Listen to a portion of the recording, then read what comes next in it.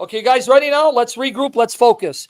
You want to see how Jesus will now prove he's the God of Moses and the God of Jeremiah, Yahweh.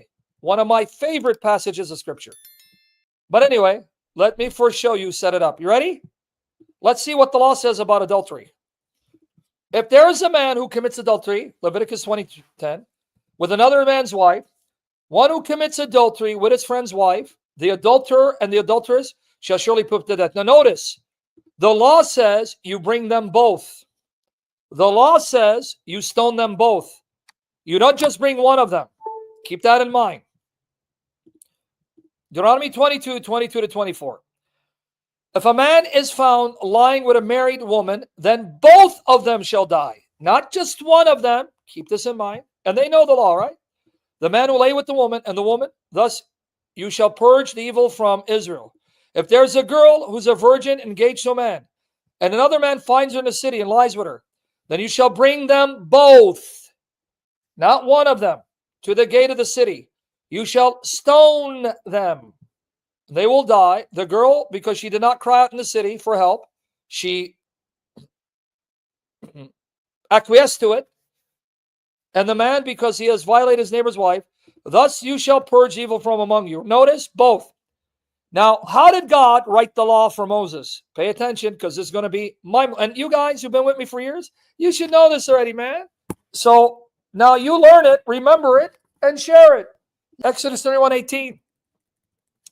When he had finished speaking with him upon Mount Sinai, he gave Moses the 2 tablets of the testimony, tablets of stone, written by the finger of God. Keep this in mind.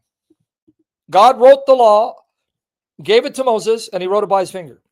Deuteronomy 9:10.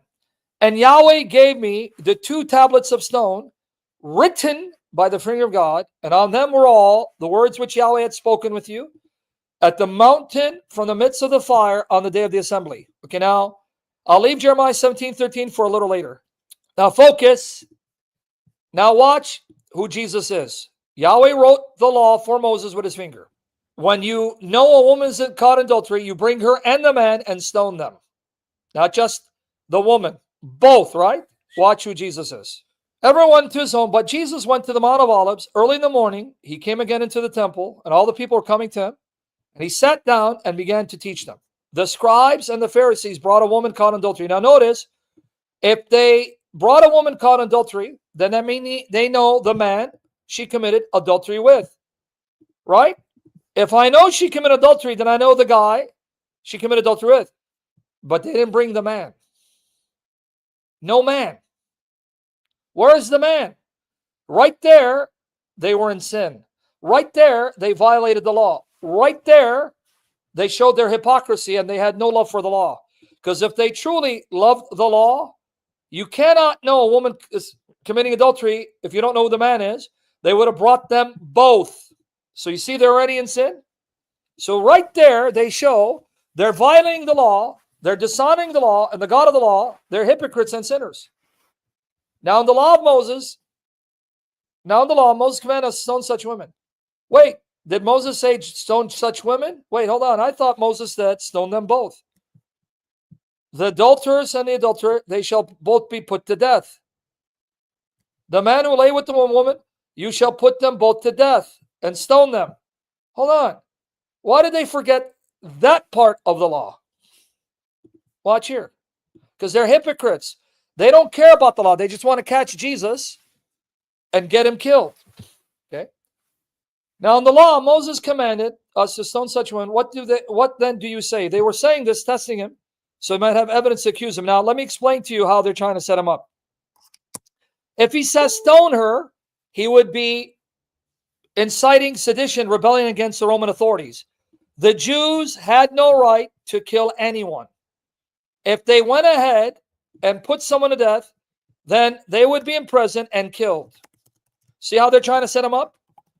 If he says stone her, hey, guards, this man is inciting rebellion, sedition, taking the law into our own hands. He's going against Caesar. Here, John 8:31. Watch how they're trying to catch him. Hope you're listening, guys.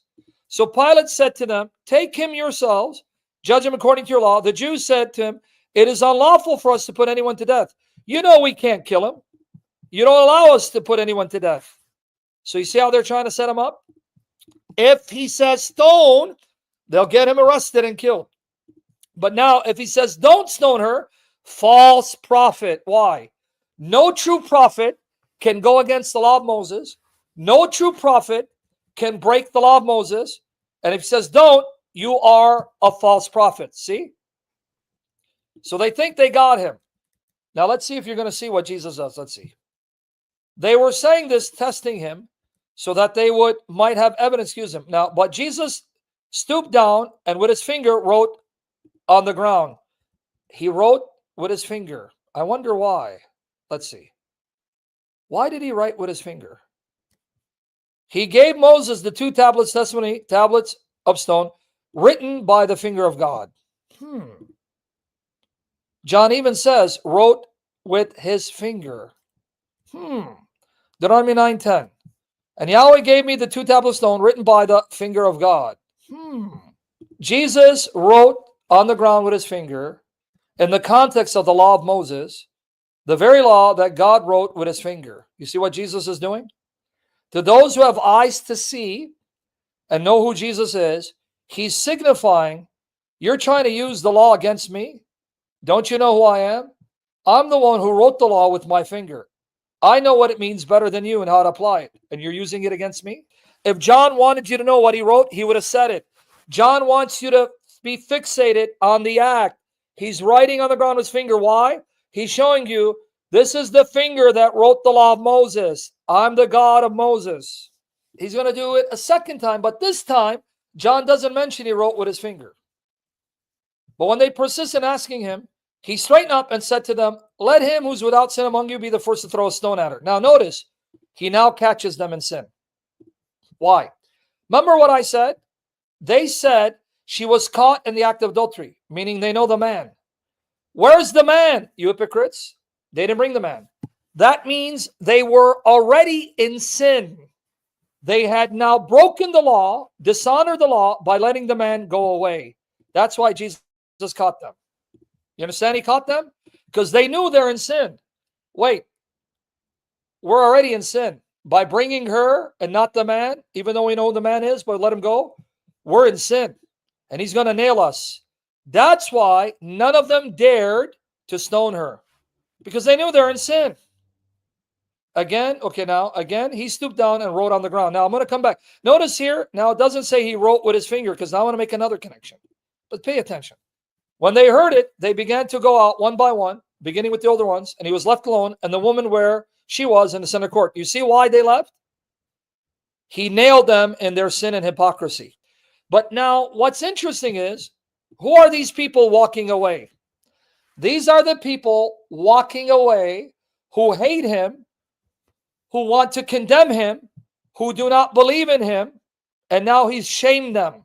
Notice, he just shamed and humiliated his enemies. These are the ones who hate him, who want to have nothing to do with him, who want to condemn him. He now shamed and humiliated him, and now they walk away, forsaking him, right? So now watch the other connection. Again, he stooped down and wrote on the ground. And they walked away, right? This fulfills Jeremiah 17:13. Please don't ask me what he wrote. That's not the point of John. He's showing you these physical acts are meant to connect John with the God of Moses and the God of Jeremiah. Watch here. O Yahweh, the hope of Israel, all who forsake you will be put to shame. He just shamed and humiliated those who forsake him. Those who turn away, they turned away. On the earth will be written down, because they have forsaken the fountain of living water, even Yahweh. Did you see what it says? Yahweh will write about them on the ground who turn away from him, who forsake him, because he's going to shame them. That's what Jesus did. Jeremiah 17:13. That's what he did. Caught it now, or you didn't catch it? You went to sleep.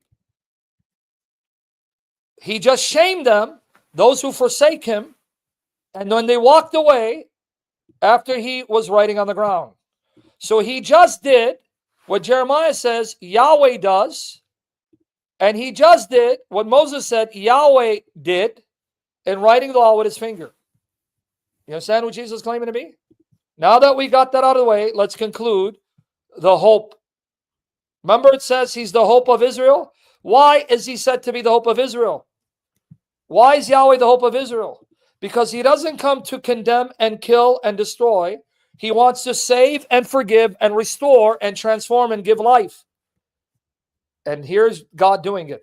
Here, look. Jesus now gives the woman hope because he's Yahweh, the hope of Israel. Yahweh, the hope of Israel. How do we know? The woman caught in adultery. He didn't come to condemn her and apply the letter of the law. The spirit of the law. Do you confess? Do you acknowledge you turn? Because I am your hope, giving you hope. You can be forgiven, transformed in love, and live forever.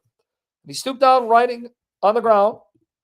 Right on the ground. When he heard it, they began to go out one by one, beginning with the older ones, and he was left alone with the woman, where she was in the center of the court, straightening up. He stands up. Jesus said to her, woman, where are they?